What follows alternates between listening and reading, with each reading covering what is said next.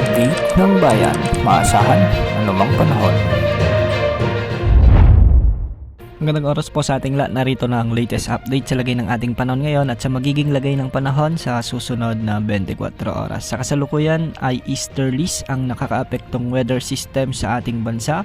At sa ngayon ay wala ng epekto ang northeast monsoon o amihan sa anumang bahagi ng ating kapuluan.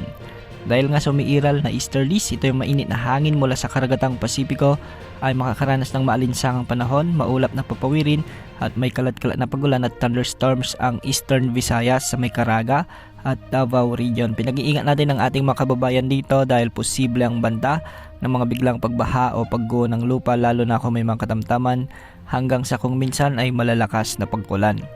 Samantala sa Metro Manila, sa nalalabing bahagi ng Luzon at sa nalalabing bahagi ng Visayas at Mindanao ay magiging bagyang maulap hanggang sa maulap pa rin ang mga papawirin na may mga isolated rain showers and thunderstorms. Dulot pa rin ito ng umiiral na easterlies. Posible pa rin ang banta ng flash floods o landslides, lalo na kung may mga umiiral na severe thunderstorms. Ayon sa latest update ng Pag-asa, posibleng ngayong linggo ay mag-transition na ang ating panahon mula sa taglamig patungo sa tag-init. Ibig sabihin nito, sa mga susunod na araw ay posible nang ideklara ng Pag-asa ang pagtatapos ng amihan season sa ating bansa.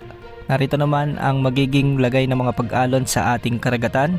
Ang silangang bahagi o silangang baybayin ng Visayas at Mindanao ay posibleng umabot ng mga pag-alon hanggang 2.8 meters, samantalang sa nalalabing baybayin ng bansa ay posibleng umabot ang mga pag-alon hanggang 2.5 meters. Wala pa rin tayong namamonitor na anumang sama ng panahon gaya ng LPA o bagyo na posibleng makaapekto sa ating bansa sa susunod na 3 hanggang 5 araw. Sa mga susunod na araw ay patuloy na iiral ang mainit na easterlies, kaya makakaranas ang malaking bahagi ng bansa ng mainit na panahon, kaya ihanda na ang mga panlaban sa init. Yan ang update sa lagay ng panahon. Ito pong weather update ng bayan, maasahan anumang panahon.